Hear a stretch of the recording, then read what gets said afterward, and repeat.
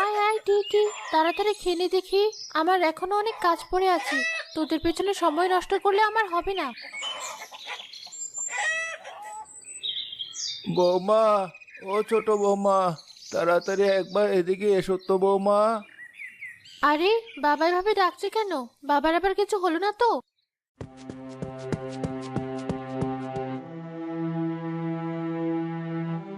এ কি বাবা, কি হয়েছে আপনার? আমার শরীরটা ভালো লাগছে না বৌমা, তুমি সবাইকে ডাকো, সবার সাথে আমার কিছু কথা আছে। আচ্ছা বাবা, আমি এক্ষুনি সবাইকে ডাকছি।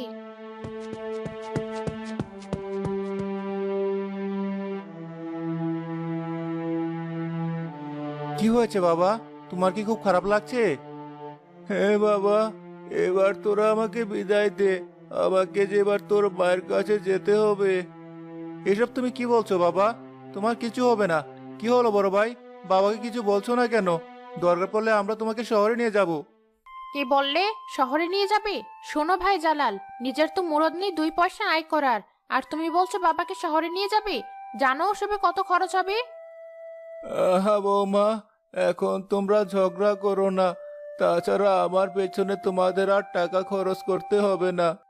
চুপ করুন বাবা, আপনার ছোট ছেলে তো বললো আপনার কিচ্ছু হবে না। কেন ছোট, তুই কি ডাক্তার? বাবাকে শুধু শুধু আশা দিস না, বাবার বয়স হয়েছে, আর কতদিনই বা বাবা বাঁচবে? আহা দিশা, এখন এসব বলার সময় না। হ্যাঁ হ্যাঁ, তুমি তো আমাকে বলবেই। একটু বাইরে চলো তো, তোমার সাথে আমার কথা আছে।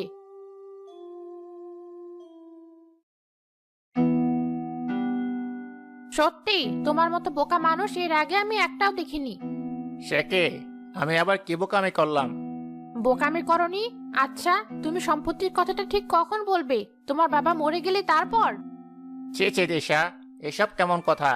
আমার বাবা এখন অসুস্থ, আর তুমি কি না?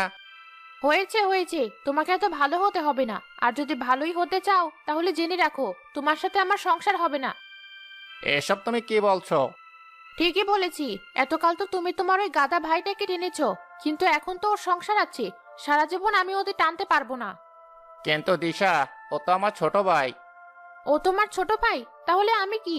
আমি কি তোমার কিছুই না? আমার কথার কোনো দাম নেই?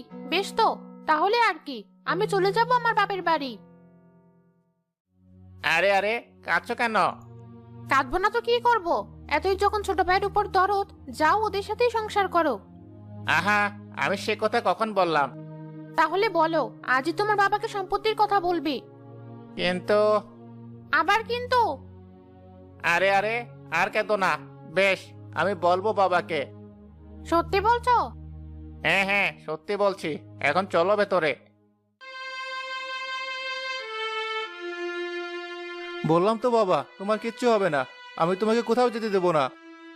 পাগল ছেলে আমার, আল্লাহর ডাক যে বড় ডাক, সে ডাকলে কেউ কি কাউকে ধরে রাখতে পারে?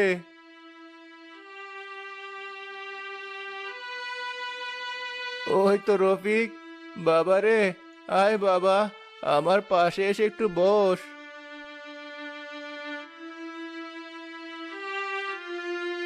মানে বাবা, একটা কথা বলার ছিল। হ্যাঁ বাবা, বল না, কি বলবি? না মানে বলছিলাম, তুমি তো জানোই গ্রামের জমি নিয়ে ভাইয়ে ভাইয়ে কত ঝগড়া ঝামেলা হয়। তাই বলছিলাম, তুমি থাকতে যদি সবকিছু বুঝিয়ে দিতে। এসব তুমি কি বলছো ভাইয়া? আহা জালাল, চুপ কর বাবা। তাছাড়া রফিক তো ঠিক কথাই বলেছে, আমি মরার আগে আমার যা কিছু আছে তার সব কিছু তোদের সমান ভাগে ভাগ করে দিয়ে যাব। এই আপনি কি বলছেন বাবা? সমান ভাগে মানে? ছোট মুখে বড় কথা বলতে চাই না, তবুও না বলেও পারছি না। কেন বৌমা, আমি কি কিছু ভুল বললাম? হ্যাঁ বাবা, ভুল তো বলেছিনি। শুনুন বাবা, আপনার ছোট ছেলে একটা আকাইম্মা। এতকাল আপনার বড় ছেলে একা হাতে এত বড় সংসারটা সামাল দিয়েছে, অথচ আপনি আজ এত বড় অন্যায় করবেন আর আমি চুপ করে থাকবো? আহা দিশা, তুমি আবার কথা বলছো কেন? বলবো না তো কি করব? কাজ করার বেলায় বড় ছেলে, আর সম্পত্তির বেলায় সমান ভাগ। এসব তুমি কি বলছো ভাবি? বেশ, আমার কিচ্ছু চাই না। বাবা, তুমি বড় ভাইকে সব দিয়ে দাও, তুমি শুধু আমার সাথে থাকো। হ্যাঁ বাবা, আপনি থাকলে আমাদের আর কিছু চাই না। তা বললে কি আর হয় মা? আচ্ছা বেশ, বাবা রফিক, তুই বল, কি কি পেলে তুই খুশি হবি? ও আর কি বলবে, আমি বলছি, এই বাড়ি করতে যা খরচ হয়েছে তার বেশি তো আপনার বড় ছেলে দিয়েছে। তাই এই বাড়িতে আমি আর কাউকে উঠতে দেব না। আর ওই গরুটা তো আমিই দেখি, তাই ওটাও আমি কাউকে দেব না। সে কি কথা বৌমা? তাহলে আমার ছোট ছেলে জালালোর বউকে নিয়ে কোথায় থাকবে? আহা বাবা, তুমি আমাদের চিন্তা করো না। ওই তো উঠোনের উপরে যে ঘরটা আছে, ওখানে দুজনে থাকবো। হ্যাঁ বাবা, আমার একদম কষ্ট হবে না। সে কি, ও তো মাটির ঘর। আজ নয়তো কাল আমাদেরকে তো মাটির ঘরে যেতে হবে বাবা, এখন থেকেই অভ্যাস করি। আরে আরে, কোথায় যাচ্ছো? কোথায় আর যাব? ইতি শোনো, বড় বাবির কথায় তুমি মন খারাপ করো না। আল্লাহ চাইলে দেখবে ওই মাটির ঘরে একদিন আমাদের সব এনে দেবে। না, আমি ভাবির কথায় রাগ করিনি, তুমি আমায় ভুল বুঝছো। আসলে বাবা কিভাবে দেখে আমি আর সইতে পারছি না। সত্যি, তোমার মতো এত ভালো জীবনসঙ্গী পেয়ে আমি ধন্য। দুপুর হয়ে গেছে, আমি বরং রান্না তুলি।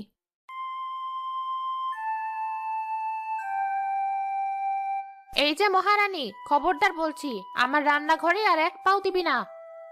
এই তুমি কি বলছো ভাবি? ঠিকই বলছি, বাবা যখন সবকিছু ভাগ করেই দিচ্ছে, তাহলে হাড়িটাও এবার ভাগ হোক। ভাবি, এমন করো না। একবার বাবার কথাটা ভাবো। বাবা যদি এই অবস্থা এসব দেখে, তাহলে যে সইতে পারবে না। ঢং দেখে বাঁচি না, এতই যখন দরদ, বাবাকে নিজের মাটির ঘরে নিয়ে তোলো। শোনো, যা হওয়ার বাবা বেঁচে থাকতেই হবে, বলা তো আর যায় না, পরে আবার তোমরা আমাদের কোন সমস্যায় ফেলবে। এ তুমি কি বলছো ভাবি? ঠিকই বলেছি, যাই গরুটাকে খাবার দিয়ে আসি। কিন্তু ভাবি, এসব কাজ তো তুমি এর আগে কখনোই করনি। করিনি তো কি হয়েছে? ও বুঝেছি, কাজ করার বাহানায় গরুটাও নিতে চাস, তাই তো? তুই বরং তোর মুরগিগুলোকে খেতে দে, তোর কপালে ওগুলোই আছে। মন খারাপ করো না ইতি।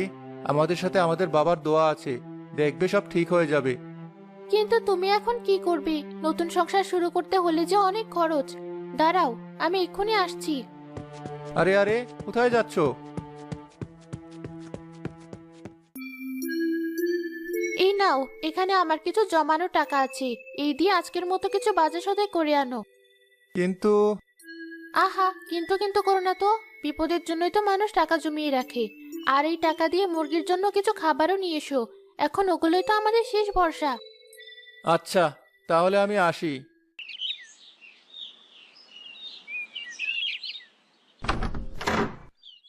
একে ভর দুপুরে দরজা বন্ধ করছো কেন? আরে চুপ করো, এই নাও মিষ্টি খাও। একে হঠাৎ মিষ্টি খাওয়াচ্ছ যে? মিষ্টি খাওয়াবো না? এতদিন পর ঘাট থেকে আপদগুলো নামলো, আমার যে খুশি লাগছে। আপদ? আপদ না তো কি, তোমার ভাই আর ভাই বউকে আপদ না? সে তুমি যাই বলো, আজ যা হয়েছে তা খুব অন্যায় হয়েছে। আরে রাখো তোমার অন্যায়, সময় থাকতে নিজের আখের গোছানোই বুদ্ধিমানের কাজ। আর যদি এগুলো না হতো, তাহলে তোমার ওই ভাই সব সম্পত্তির অর্ধেক ভাগ পেত। সেটাই তো উচিত ছিল, তাই না? তোমার কি জীবনেও আক্কেল হবে না? আজ না হয় আমরা দুজন আছি, কিন্তু দুদিন পর তো আমাদের সন্তান হবে,